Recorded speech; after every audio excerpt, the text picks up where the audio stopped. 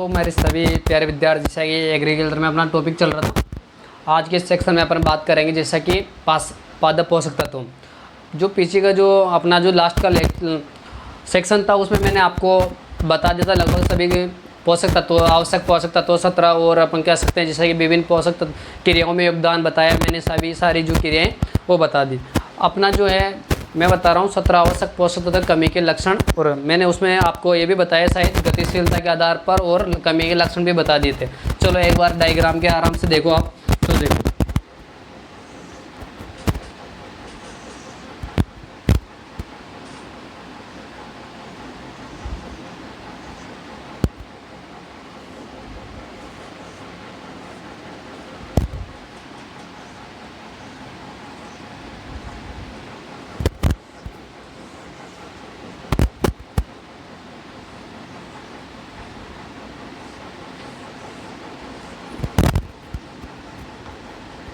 ये पौधा है, ठीक है।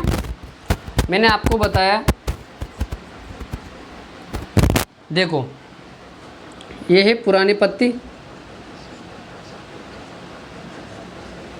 इसको मैंने बताया था मध्य पत्ती, जिसको अपन कह सकते हैं नई और पुरानी पत्ती। दोनों पत्ते आते हैं इसमें, है ना।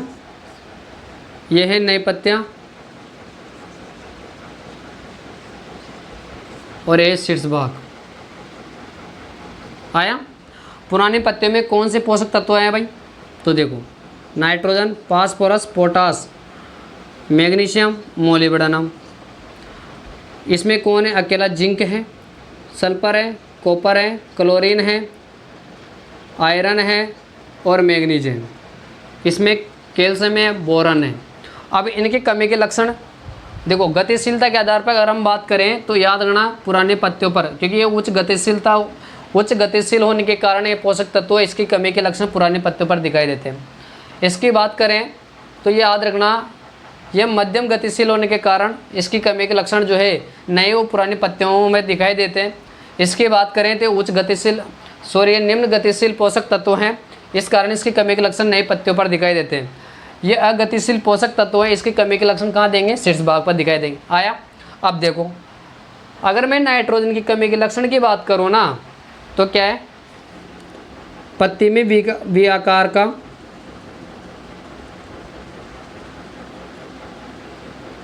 का पीलापन, वी आकार का पीलापन पड़ जाता है ऐसा, ठीक है। अगर आपने ध्यान नहीं दिया तो संपूर्ण पत्ती क्या पड़ेगी? पीली। देखो अगर नाइट्रोजन की कमी होने पर संपूर्ण पत्ती पीली पड़ेगी और वी आकार का पीलापन होगा। अगर मैं फास्फोरस की बात करूं तो फास्फोरस जो किनारा होता है, तो पौधे की पत्ती का किनारा होता है वो बैंगनी रंग का होता है। कैसा रंग का? बैंगनी रंग का। आया। याद रखना पोटेशियम की, देखो बैंगनी रंग का क्यों होता है? क्योंकि उसमें याद रखना अगर पौधे में अगर आपने फास्फोरस की कमी हुआ तो याद रखना एंथोसायनिन वर्णक का निर्माण होता है। आया। अगर अपन कहें पोटेशियम, तो पोटेशियम की अगर हम बात करें तो पोटेशियम में याद रखना झुलसा हुआ दिखाई देता है, झुलसी हुई पत्ती की जैसे दिखाई देती है। आपके पौधे के पत्ते में देखोगे ना, तो आप अगर झुलसी हुई है जैसा कि जला रखी हुई, तो वह किसकी कमी है? पोटेशियम की कमी है। अगर मैग्नीशियम की बात करें, जैसा कि ये पौधा है, पौधे की शिराएँ है, जो शिराओं के जो मध्य का भाग होता है ये, तो इसमें याद रखना ये पीलापन हो जाता है, पीला पड़ जाता है। ये मैग्नीशियम का मुख्य लक्षण है, कमी के लक्षण। मोलिब्डेनम की अगर हम बात करें तो याद रखना इसमें क्या होता है? लाल पीले भूरे काले रंग के धब्बे हो जाते हैं। क्या होगा? लाल पीले व काले रंग के धब्बे हो जाते हैं। आया। अगर हम बात करें, देखो जिंक की कमी से अगर पौधे में अगर जिंक की कमी हो जाती है, तो जिंक की कमी से क्या होता है? पौधा है ना, जो पौधे की पत्तियाँ छोटी रह जाती है, झाड़ी नुमा हो जाता है, बिल्कुल छोटा सा पौधा रह जाता है। आया। अगर मैं इसकी बात करूँ जैसा कि नए पत्तियों पर सल्फर की, तो सल्फर की कमी से भी क्या होगा बेटा? पत्तियाँ जो है पीली पड़ेगी। याद रखना कॉपर और क्लोरीन, पौधों की पत्तियाँ जो है याद रखना पत्तियाँ पीली पड़ सॉरी कॉपर की कमी से पौधे की पत्तियाँ अचानक से सूख जाती है। याद रखना, क्लोरीन की कमी की अगर हम बात करें, पौधे की पत्तियाँ अचानक से सूख जाएगी, लेकिन कॉपर में भी इसकी कमी से अचानक से सूखेगी, लेकिन इसमें क्या होता है, नीचे लटक जाती है। तो याद रखना, इसकी कमी के लक्षण यहाँ लिखना, क्लोरीन, अचानक सूख जाना, जिसे अपन डाइबैक कहते हैं। क्या कहते हैं, डाइबैक, क्योंकि पौधे के पत्ते ये है ना, जैसा कि सूख गए तो ये ऐसे लटक जाएगी, किसे लटक जाएगी, ऐसे लटक जाएगी। तो याद रखना, अगर हम बात करें आयरन, तो आयरन भी क्या होता है भाई, आयरन की कमी से क्या होगा भाई,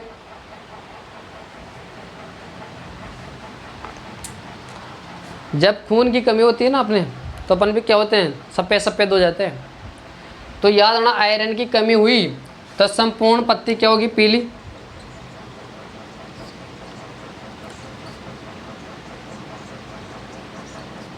संपूर्ण पत्ती पीली पड़ जाएगी। अगर अपन बात करें कि मैग्नीज, तो मैग्नीज का जो कार्य है वो एक कैसा है, तो मैग्नीशियम मैंने आपने यहाँ देखा है, तो मैग्नीशियम में क्या है वो देखो, क्योंकि मैग्नीज और मैग्नीशियम का ये तो ओनली पुरानी पत्तियाँ हैं और इसमें नई पत्तियाँ हैं। तो याद रखना, क्योंकि जो सिराओं के मध्य का जो भाग है वो पीलापन पड़ेगा मैग्नीज की कमी से भी, ठीक है। कैल्शियम की बात करें तो कैल्शियम में चाबुक जैसी संरचना बना लेता है, किसकी जैसा, सॉरी हुक जैसी संरचना बनाएगी। बोरॉन की कमी से हुक चाबुक जैसी संरचना बन जाती है। पौधे की शीर्ष भाग पर अगर चाबुक जैसी संरचना दिखाई दे तो उसमें क्या है, बोरॉन की कमी है। अगर हुक जैसे, मतलब जैसा कि अपन कह सकते हैं हुक जैसी संरचना बन जाती है किसकी कमी से, तो कैल्शियम की कमी से। आया, चलो उतारो।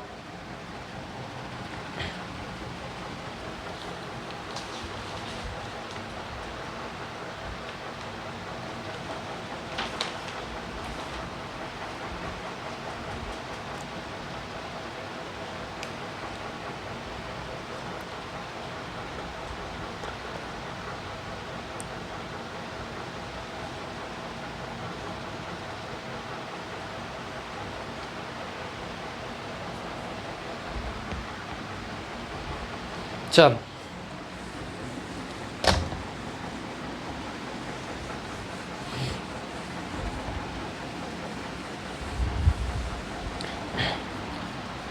अब पढ़ेंगे अपन एक एक पोषक तत्व। सबसे पहले लेते हैं नाइट्रोजन।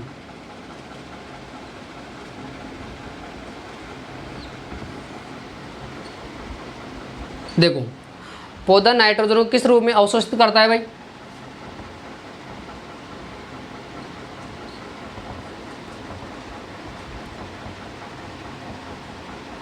किस रूप में अवशोषित करता है, नाइट्रेट के रूप में। कुछ अमीनोफिल पदार्थ होते हैं जो अमोनिया के रूप में भी अवशोषित करता है। आया, देखो जो प्लांट होता है, नाइट्रोजन जब अपन डालते हैं तो उसको या तो पौधा नाइट्रेट के रूप में लेगा या अमोनिया के NH4 के रूप में लेगा, है ना। याद रखना, अमोनिया जो अपन कह सकते हैं NH4 के रूप में जो लेता है वो कुछ अमीनोफिलिक पदार्थ होता है, जैसा कि गन्ना है, धान है ना। इस प्रकार जो है जो फसल होती है वह NH4 के रूप में अवशोषित करता है, जबकि नाइट्रेट के रूप में सभी फसलें नाइट्रोजन को नाइट्रेट के रूप में अवशोषित करते हैं। आया, अगर मैं इसके कार्य की देखूं, इसका कार्य क्या है भाई, तो याद रखना, सबसे पहले अपने पढ़ा है नाइट्रोजन एक तो पर्णहरित का मुख्य अवयव। आया, दूसरा अपना पास प्रोटीन का निर्माण,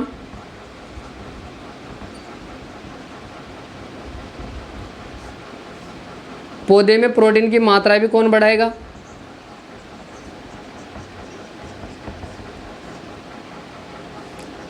देखो पर्णहरित का मुख्य अवयव नाइट्रोजन का निर्माण भी वही करेगा, प्रोटीन की मात्रा को भी वही बढ़ाएगा, है ना।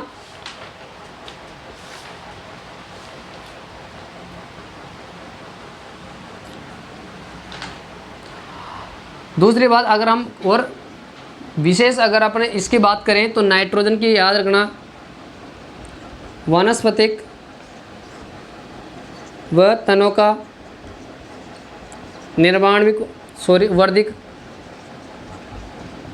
तो वनस्पति को तनों की जो वृद्धि होती है तो याद रखना उसके लिए भी कौन है, नाइट्रोजन जिम्मेदार है। तो अगर मैं नाइट्रोजन की बात करें तो नाइट्रोजन सबसे ज़्यादा पौधे की वृद्धि करता है।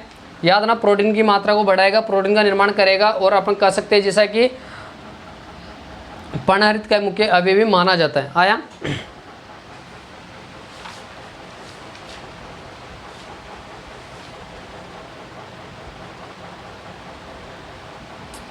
अगर मैं इसके कमी की बात करूं, देखो कमी, नाइट्रोजन की कमी हुई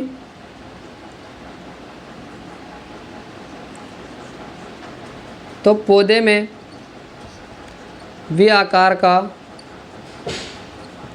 पीलापन, वी आकार का पीलापन होगा। दूसरी बात क्या है भाई, संपूर्ण पत्ती पीली पड़ेगी। क्या होगी, संपूर्ण पत्ती पीली पड़ेगी। दूसरी केस अपने पास क्या है, नाइट्रोजन की कमी हुई तो याद रखना वृद्धि रुक जाएगी, वृद्धि प्रभावित हो जाएगी, वृद्धि होने वाली नहीं। प्रोटीन की मात्रा कम होगी, प्रोटीन का निर्माण नहीं होगा, ये इसकी कमी है। अब देखो नाइट्रोजन की कमी से होने वाले रोग, देखो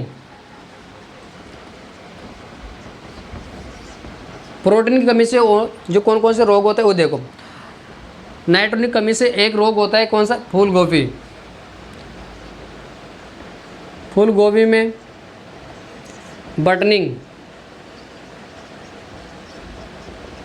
बटनिंग क्या है, फूल गोभी का आपने कड़ देखा, तो जब मार्केट में जाते हो आप तो कभी कभी फूल गोभी जो है जैसा कि कड़ बिखरा हुआ होता है, क्या होता है, बिखरा हुआ, उस प्रकार के दिखाई दे, उसमें नाइट्रोजन की कमी होती है।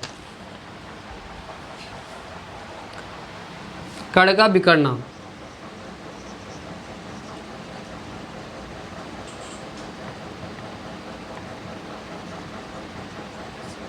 कड़ का बिखरना, तो याद रखना नाइट्रोजन की कमी। याद रखना नाइट्रोजन का सबसे ज़्यादा अगर कमी के लक्षण फूल गोभी में दिखाई देते हैं, इसलिए इसे सूचक पौधे के रूप में भी प्रयोग किया जाता है। किसके रूप में, सूचक पौधे के रूप में भी प्रयोग किया जाता है।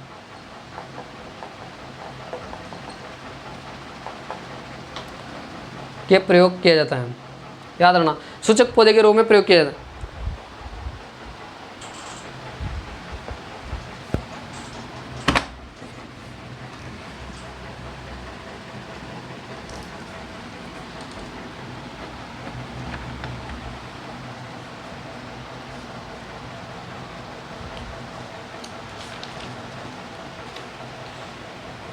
याद रखना एक और रोग लिख लो, स्टारवेशन भूख। ये भी एक रोग है ना, स्टारवेशन भूख, है ना, ये भी नाइट्रोजन की कमी से होता है। तो फूल गोभी में बटनिंग रोग होता है, जो कड़ का बिखरना होता है, याद रखना, क्योंकि इसमें जैसा कि बिखरा हुआ वो इस प्रकार का दिखाई देता है, याद रखना, ठीक है।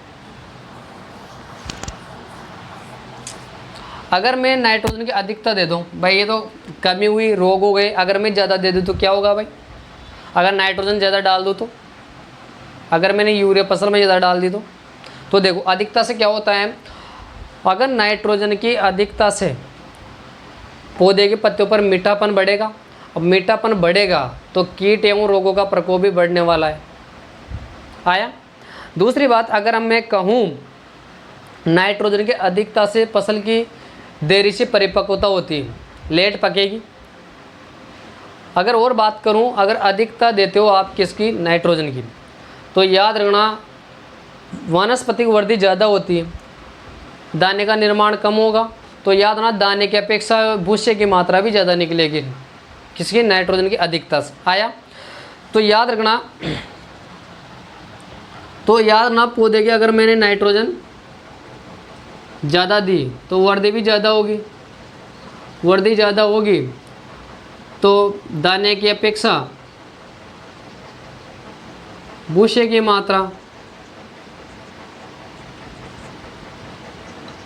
मात्रा ज़्यादा होगी। दूसरी बात अगर हम कहें तो मीठापन, पौधे के पत्तों में मीठापन बढ़ेगा, मीठापन बढ़ेगा तो कीट एवं पतंग रोगों का प्रकोप भी ज़्यादा बढ़ेगा। याद रखना, ठीक है। चलो उतारो ये नाइट्रोजन,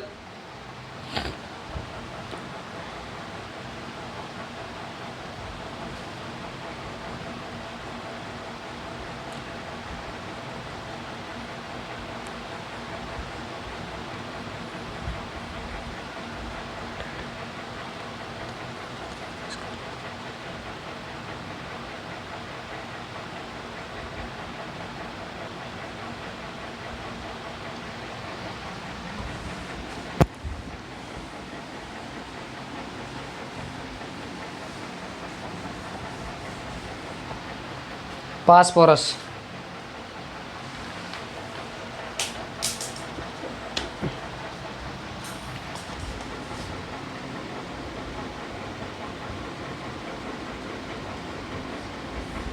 देखो फास्फोरस शुष्क भार के आधार पर देखें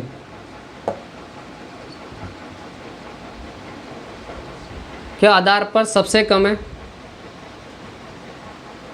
वो कैसे, वो देखो अगर मैं शुष्क भार के आधार पर सही क्रम देखूं तो इसका सही क्रम क्या है, सबसे पहले नाइट्रोजन पे पोटास पे फास्फोरस, इस प्रकार है। वो देखो कैसे, नाइट्रोजन फास्फोरस और पोटास फास्फोरस, ये शुष्क भार के आधार पर 1.5% होता है। ये होता है कितना, 1%, ये 0.2%। यह शुष्क भार के आधार पर सही क्रम है इसका, ठीक है। अगर मैं इसकी अवशोषण के आधार पर बात करूं, अगर मैं अवशोषण की देखूं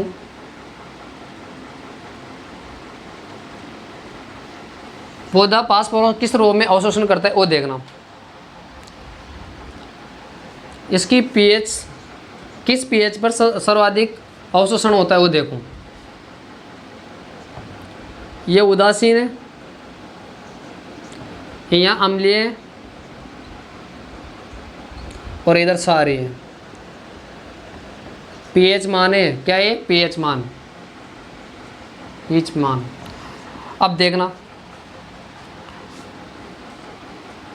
यहाँ होता है H2PO4 माइनस, यहाँ होता है HPO4 माइनस,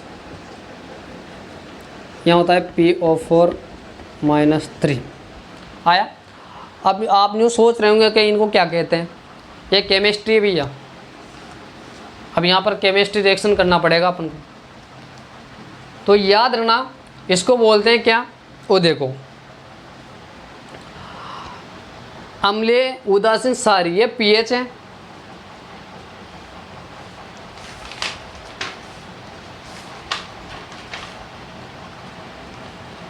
इसको बोला जाता है क्या, डाइहाइड्रोजन फास्फेट।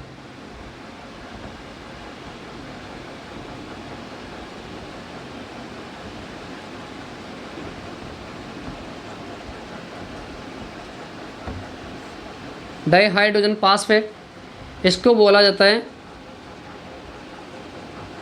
मोनो डाइफास्फेट, और इसको बोला जाता है क्या, ऑर्थोफॉस्फेट।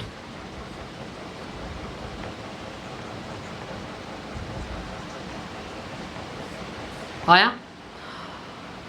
सर्वाधिक अवशोषण की अगर बात करें तो पौधा सर्वाधिक अवशोषण करता है किसमें,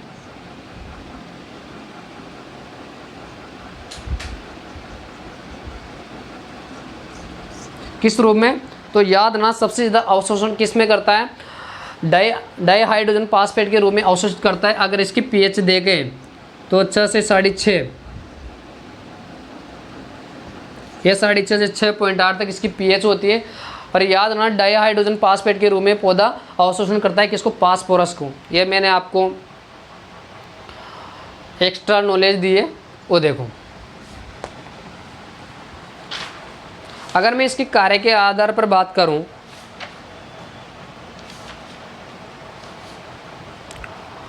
देखो अगर मैं कार्य की बात करूं तो देखो फास्फोरस जड़ का निर्माण भी कौन कर रहा है,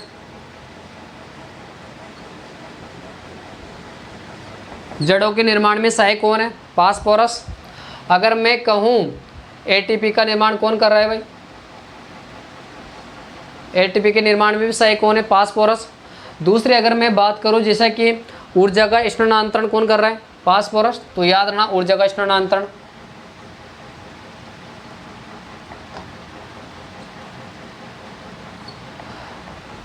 डीएनए वो आरएनए का निर्माण भी कौन कर रहा है?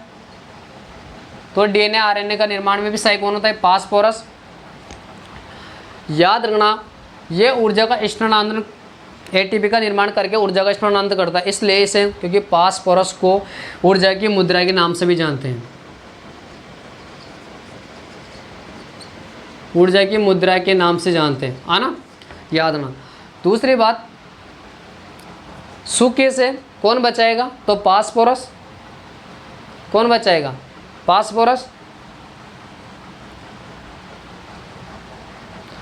अब जब डीएनए आरएनए के निर्माण में सहायक होता है, जब डीएनए का निर्माण होता है ना, तो ये न्यूक्लियोटाइड का भी एक महत्वपूर्ण फास्फोरस होता है।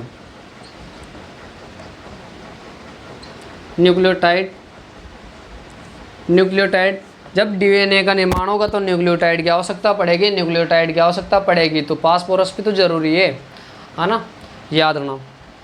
ये इसका कार्य, अब देखो इसका कार्य हो गए, अब इसकी कमी,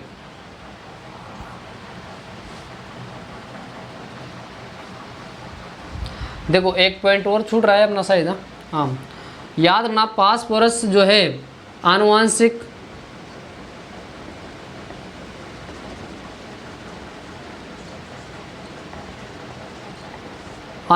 जीव द्रव्य से सीधा संबंध रखता है, इसलिए इसे की ऑफ लाइफ, जिंदगी की चाबी के नाम से जानते हैं इसको। जिंदगी की चाबी के नाम से भी किसे जाना जाता है? फास्फोरस को। तो याद रखना फास्फोरस के अगर कार्य की बात करें तो याद रखना जड़ों का निर्माण ये करता है, एटीपी आरएनए का निर्माण भी ये करेगा, जड़ों का निर्माण ये करेगा। जब डीएनए का निर्माण होगा तो न्यूक्लियोटाइड की आवश्यकता पड़ेगी, न्यूक्लियोटाइड के लिए फास्फोरस आवश्यक है। तो याद रखना, और फास्फोरस याद रखना कि ऊर्जा, जब एटीपी का निर्माण होगा तो एटीपी का क्या कार्य है? ऊर्जा का स्थानांतरण करेगा। तो याद रखना इसलिए फास्फोरस को अपन कह सकते हैं ऊर्जा की मुद्रा, एनर्जी करेंसी के नाम से भी जानते हैं। अगर हम बात करें, क्योंकि फास्फोरस जो है आनुवांशिक जीव द्रव्य से सीधा संबंध रखता है, इसलिए इसे की ऑफ लाइफ के नाम से भी जानते हैं, जिंदगी की चाबी। ठीक है, चलो बता रहा हूँ।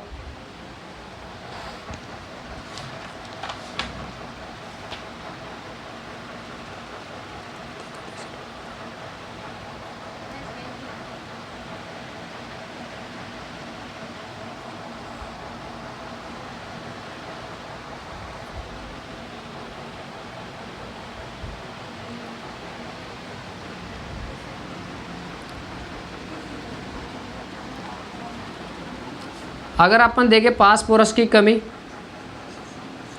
तो फास्फोरस की अगर हम कमी की बात करें तो इसकी कमी के लक्षण कहाँ दिखाई देंगे भाई? तो देखो, तो फास्फोरस की कमी के लक्षण की अगर मैं बात करूं तो पौधे की जो पत्ती होती है ना, तो याद ना ये कैसा है? अधिक गतिशील। तो अधिक गतिशील से मतलब पुरानी पत्ती। तो याद ना इसकी कमी के लक्षण कहाँ दिखाई देंगे? पुरानी पत्ती। तो याद ना पुरानी पत्तियों पर दिखाई देते हैं। तो अपन जो कह सकते हैं फास्फोरस की कमी अधिक गतिशील होने के कारण पुरानी पत्तियों पर दिखाई देते हैं। और ये भी कहना है अपन को कि इसकी कमी के लक्षण दिखाई कैसे देंगे भाई, कैसे पहचानेंगे पत्तियों में? तो याद रखना बैंगनी रंग, किनारा कैसा होगा? बैंगनी रंग का। अब बैंगनी रंग का होगा तो हमेशा याद रखना फास्फोरस कमी होते पौधे में एंथोसायनिन वर्ण का निर्माण होता है। किसका? एंथोसायनिन वर्ण का निर्माण।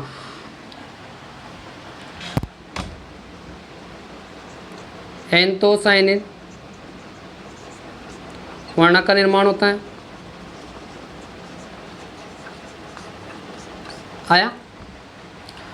ये इसकी कमी के लक्षण है। अगर मैं इसकी बात करें, क्योंकि अपन कह सकते हैं फास्फोरस की कमी होते हैं तो कपास का जो पौधा होता है ना, तो कपास की जो पत्तियां होती हैं, कपास की पौधे के पत्ते सिक्कल लेप या दराती नुमा संरचना बना लेते। किसके? याद रखना दराती नुमा या सिक्कल लेप संरचना बना लेता है ना।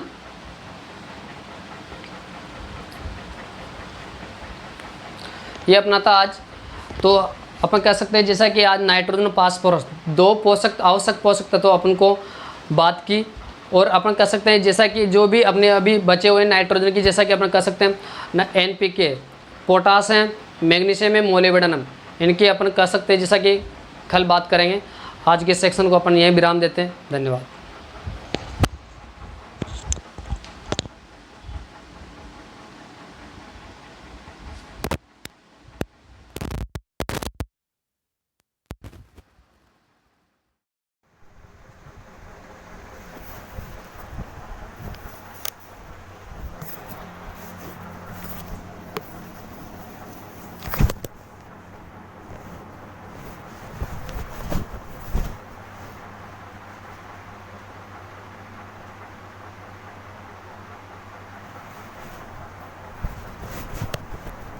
हेलो नमस्कार सभी प्यारे विद्यार्थी। जैसा कि आज के सेक्शन में हमारा जो पिछले सेक्शन में हमारा जो फास्फोरस चल रहा था साइड, तो अगला जो अपना जो फास्फोरस जो है पूरा कंप्लीट हो चुका है। और अपना जो पोषक तत्व है वो अपना चलेगा पोटेशियम।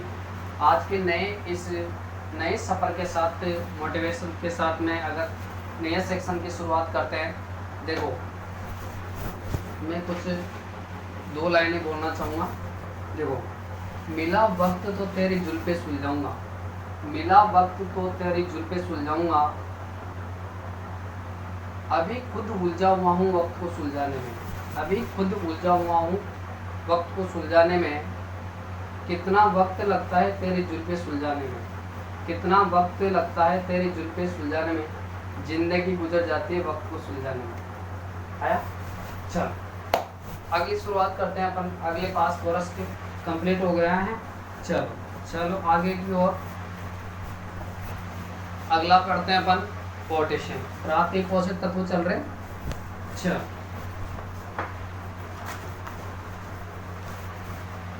अपन बात करें जैसे कि पोटेशियम।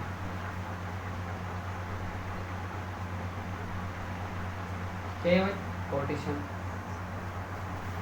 पोटेशियम को किसी प्रदर्शित करते हैं? कैसे करते हैं बेटा? कैसे?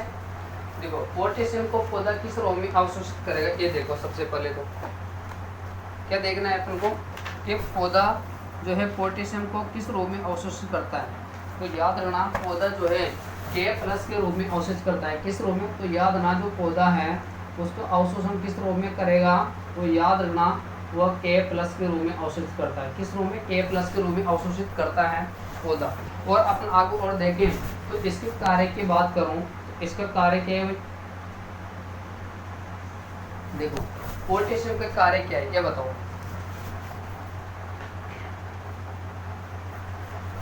पोटेशियम के कार्य बताओ। देखो, पोटेशियम की अगर हम और आगे बात करें तो पोटेशियम एक गुणवत्ता युक्त पोषक तत्व। कैसा? एक गुणवत्ता युक्त पोषक तत्व है। गुणवत्ता युक्त पोषक तत्व है।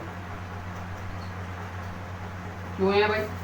क्योंकि अपन ने उधर पढ़ा था, जब अपन बेसिक पढ़ रहे थे तो उधर मैंने बताया था आपको कि पोटेशियम जो है अपन कह सकते हैं फल का निर्माण कर रहा था, कार्बोहाइड्रेट शर्करा का स्थानांतरण कर रहा था। इसलिए उसे गुणवत्ता युक्त पोटेशियम, क्योंकि पौधे में सबसे गुणवत्ता युक्त पोषक तत्व अगर हैं तो कौन है बेटा? तो पोटेशियम माना जाता है। इस पोषक तत्व को ट्रॉफिक हवलदार पोषक तत्व भी कहते हैं। अगर अपन कहें तो क्वालिटी न्यूट्रिएंट्स के नाम से भी जानते हैं। किसके नाम से? क्वालिटी न्यूट्रिएंट्स के नाम से भी जानते हैं।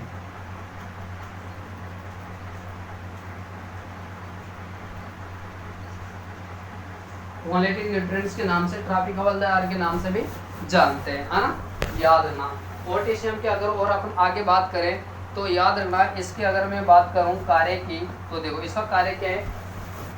देखो इसका कार्य, देखो इसका पहला कार्य होता है रंध्रों को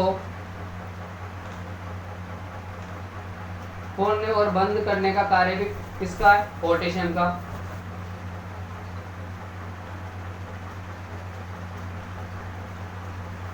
देखो, पौधे की जो पत्तियों में जो रंध्रावकाश होते हैं उनको खोलने और बंद करने का जो कार्य है वो किसका है? पोटेशियम पोषक तत्वों का कार्य होता है। आया? पौधों को गिरने से कौन बचाएगा भाई? पौधों को गिरने से भी यही बचाता है।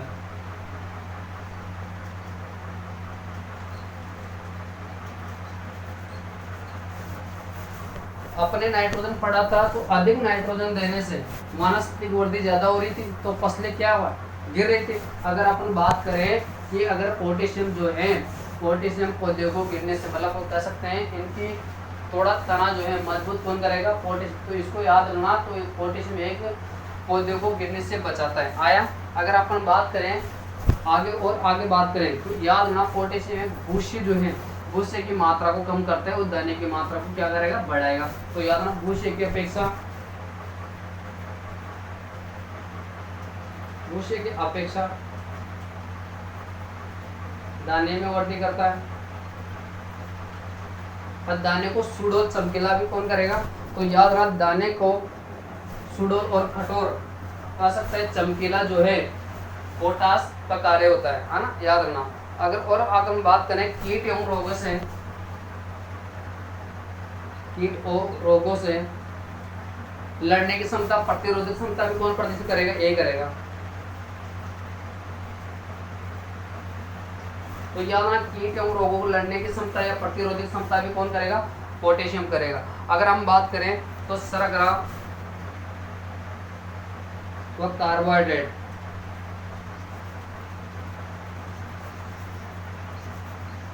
का स्थानांतरण भी कौन करेगा भाई,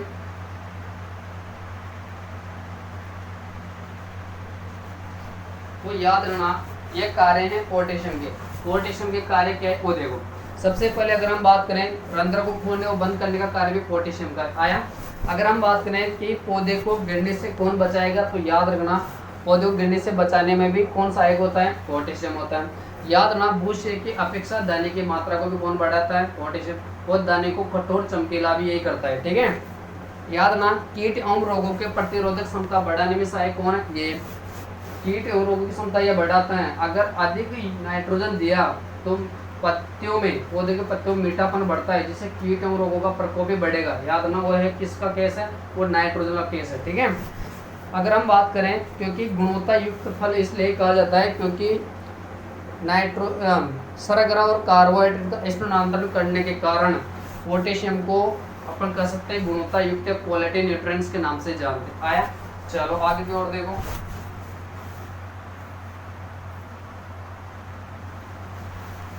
देखो अगर मैं इसकी कमी की बात करूं, देखो इसकी कमी,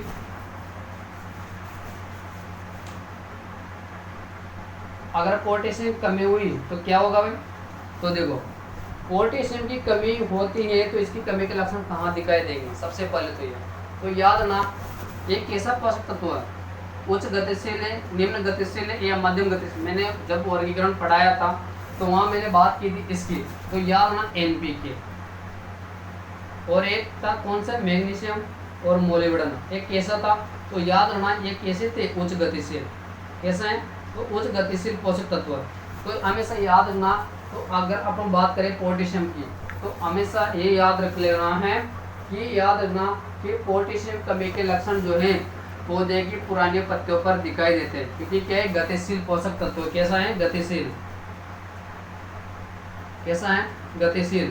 तो याद रखना पोटेशियम अधिक गतिशील होने के कारण इसकी कमी के लक्षण पुरानी पत्तियों पर दिखाई देते हैं। याद रखना, अगर पत्तियों पर बात करें तो याद रखना इसकी कमी के लक्षण मुख्य क्या है, तो पत्तियों पर झुलसना, झुलसी हुई पत्तियों की जैसा दिखाई देना क्या है, तो याद रखना नाइट्रोजन की कमी के प्रमुख लक्षण है। तो हमेशा याद रख लेना है कि अगर पत्तियों पर अगर आपको पत्ती झुलसी हुई जैसे दिखाई दे रही है तो क्या है, उसमें पोटेशियम की कमी है। जैसा कि मान लो ये पत्ती है, ठीक है। अब इस पत्ती को अगर मान लो यहाँ से झुलस रही है इधर से, तो अपन को जो सोचना है कि वहाँ पोटेशियम की कमी है। क्या है, पोटेशियम की कमी। ठीक है, इसकी कमी के प्रमुख लक्षण है। अगर हम और आगे बात करें तो देखो पोटेशियम की कमी से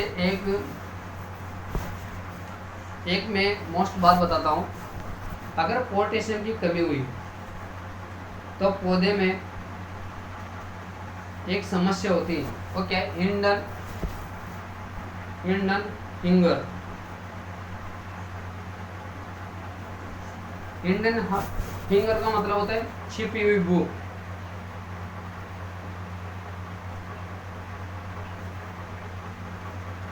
क्या, छिपी हुई बू। तो याद ना पोटेशियम की अगर कमी होती है तो ईंधन हिंगर छिपी हुई भूख, क्योंकि ऐसा न्यूट्रिएंट्स हैं कि अगर पौधे में नाइट्रोजन की कमी हो जाती है फिर भी इसकी कमी के लक्षण प्रदर्शित नहीं करता है, याद रखना। ये ऐसा पोषक तत्व है नाइट्रोजन, ठीक है। चलो उतारो।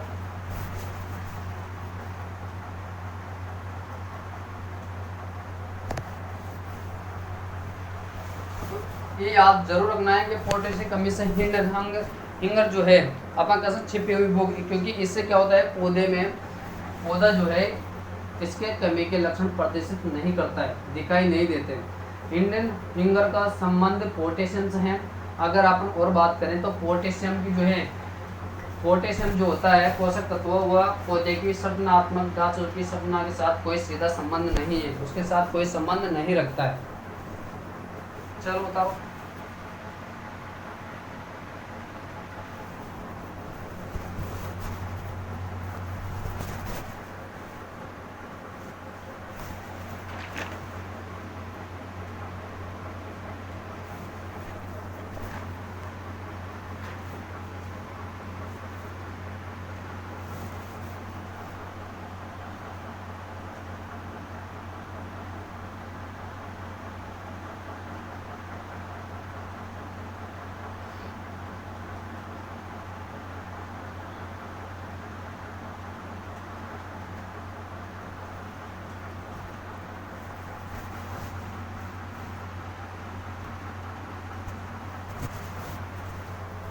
चल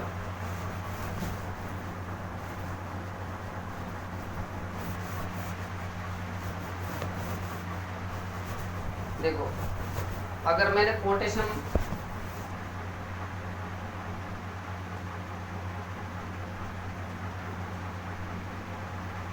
अगर पोटेशियम की अधिकता हुई तो भाई,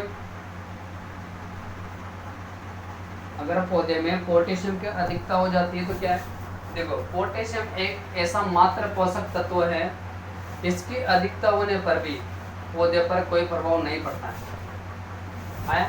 तो याद ना, अधिकता होने पर भी कोई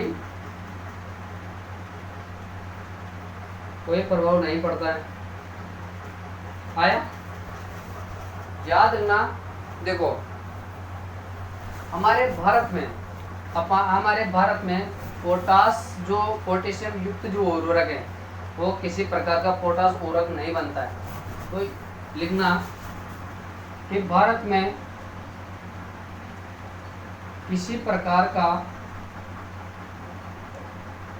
पोटास उर्वरक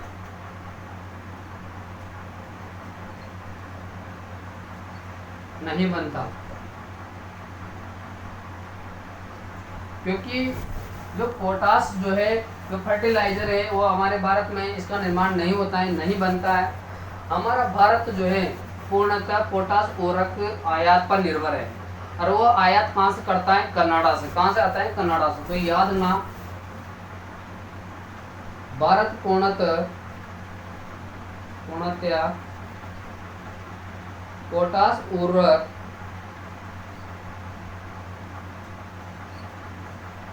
आयात पर निर्भर है। किस पर है, आयात पर निर्भर है। और जो आयात होता है वो कहाँ से, तो याद रखना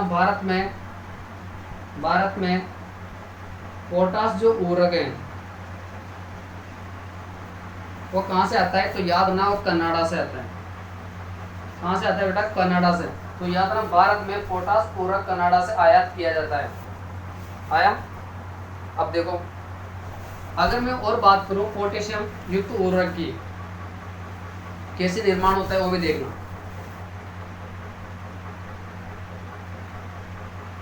पोटेशियम युक्त उर्वरक, सबसे पहले आता है MOP।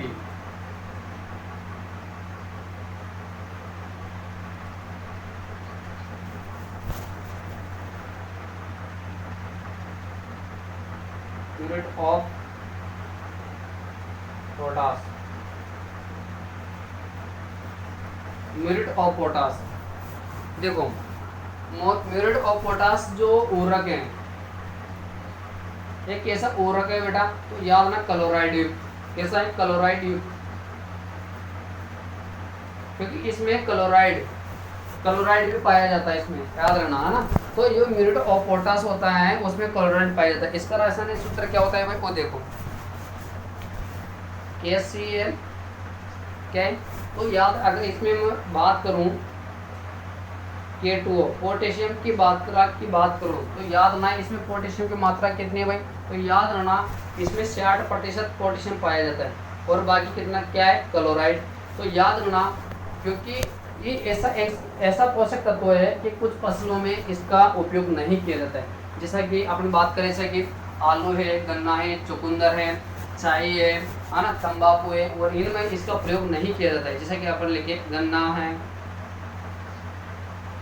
आलू है, चुकंदर है, आलू, गन्ना, चुकंदर, चाय, तंबाकू, इन फसलों में इसका प्रयोग नहीं करते हैं, इसका प्रयोग नहीं करते हैं। आया? अब इसका प्रयोग नहीं करेंगे तो फिर किसका करेंगे भाई? तो इसके बाद एक पोटेशियम युक्त उर्वरक और आता है, वो क्या है देखो, दूसरे नंबर का आता है अपने पास SOP, सल्फेट ऑफ पोटास। क्या है इसका? सल्फेट ऑफ पोटास, सल्फर युक्त पोटास उर्वरक हैं। देखो इसके निर्माण की बात करेंगे तो हमेशा याद रखना, ये जो पोटेशियम युक्त जो उर्वरक है MOP म्यूरेट ऑफ पोटास, उसमें उर्वरक जो है ये उर्वरक क्लोराइड युक्त पोटेशियम होता है। अगर हम बात करें, क्योंकि इसमें KCl इसका रासायनिक सूत्र है, इसकी जो KCl जो है, क्योंकि म्यूरेट ऑफ पोटास में पोटेशियम की मात्रा है 60% पाई जाती है, और इसमें क्लोराइड होने के कारण गन्ना, आलू, चुकंदर, तंबाकू, चेहरे में प्रयोग नहीं किया जाता है। अब भाई प्रयोग करेंगे किसको, वो देखो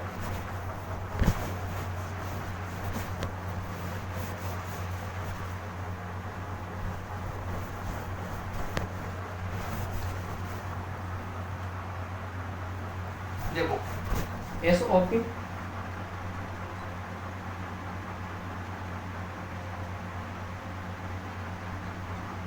सल्फेट ऑफ पोटास। देखो इसका सूत्र क्या है भाई, K2SO4 आया। इसमें सल्फर कितना है, सॉरी इसमें पोटास कितना है भाई, 50%। ओके से वो देखो इसका निर्माण जो है सल्फेट ऑफ पोटास का निर्माण भी किससे होता है, जो अपने जो म्यूरेट ऑफ पोटास जो पड़ा है उससे इसका निर्माण होता है, बनता है तो उससे ही है। वो देखो कैसे,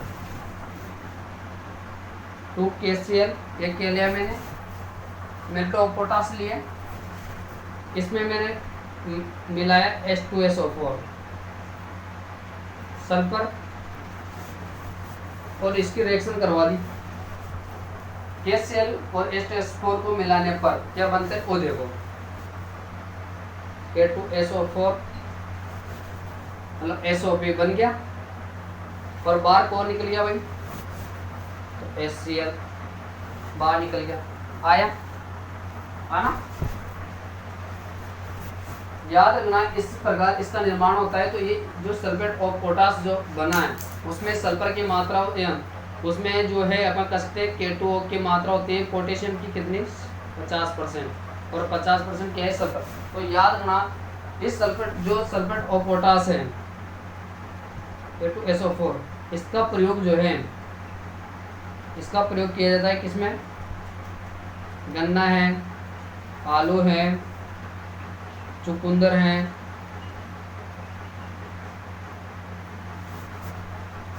है, चाय है, तंबाकू है, इन फसलों में इसका प्रयोग किया जाता है। और इससे विशेष बात एक और है, इनके साथ साथ तिलहनी फसलों में भी इसका प्रयोग किया जाता है। तिलहनी और दलहनी पादपों में भी इस उर्वरक का प्रयोग किया जाता है। किसका, SOP सल्फेट ऑफ पोटास का प्रयोग किया जाता है। क्यों किया जाता है भाई सल्फर का, ये बताओ मुझे, तिलहनी फसलों में इसका प्रयोग क्यों किया जाता है। देखो क्योंकि तिलहनी पादप जो होते हैं, क्योंकि सल्फर एक ऐसा पोषक तत्व है जो तेल की मात्रा को बढ़ाता है। तेल है वसा की मात्रा को बढ़ाता है, इसलिए इसको क्या है, सल्फर के लिए ये दोनों काम करता है। ठीक है, चलो उतारो।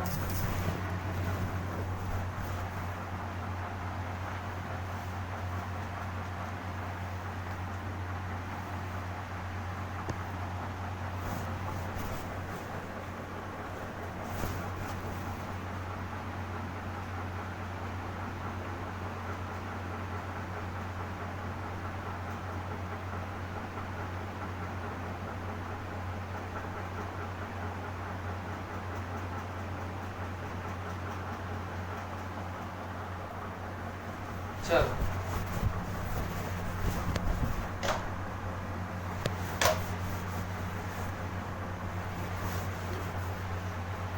देखो, अब दूसरे नंबर का है अपने पास द्वितीय पोषक तत्व।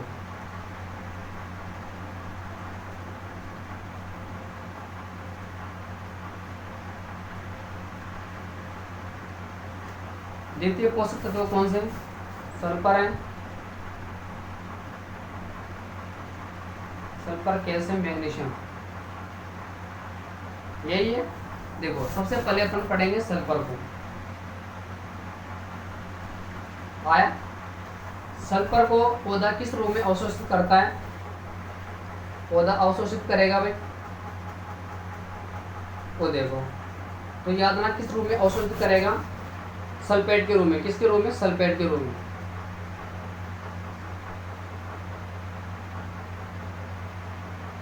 किसके रूप में? तो याद रखना सल्फर को पौधा अवशोषित करता है सल्फेट के रूप में। ठीक है, आया। अब देखो सल्फेट के रूप में अवशोषित करता है। अगर मैं इसके कार्य की बात करूं, किसके कार्य के आधार पर, देखो भाई इस सल्फर क्या कार्य करता है, वो देखो। देखो आपने उधर पढ़ा है कि जब प्रोटीन का निर्माण हो रहा था, जब प्रोटीन के निर्माण को स्थायी कौन रखना था? सल्फर। और सल्फर जो प्रोटीन का निर्माण हो रहा था, तो उधर जो पेप्टाइड जो बंध बना है वो भी किससे बना है? सल्फर से, याद रखना। ठीक है,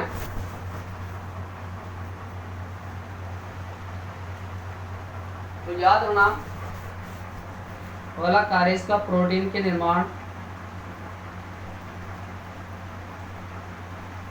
प्रोटीन के निर्माण के समय डाइसल्फाइड व पेप्टाइड बंध,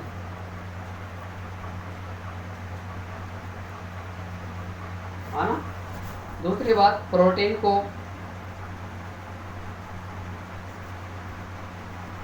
स्थायी संरचना में बनाए रखने में सहायक कौन है?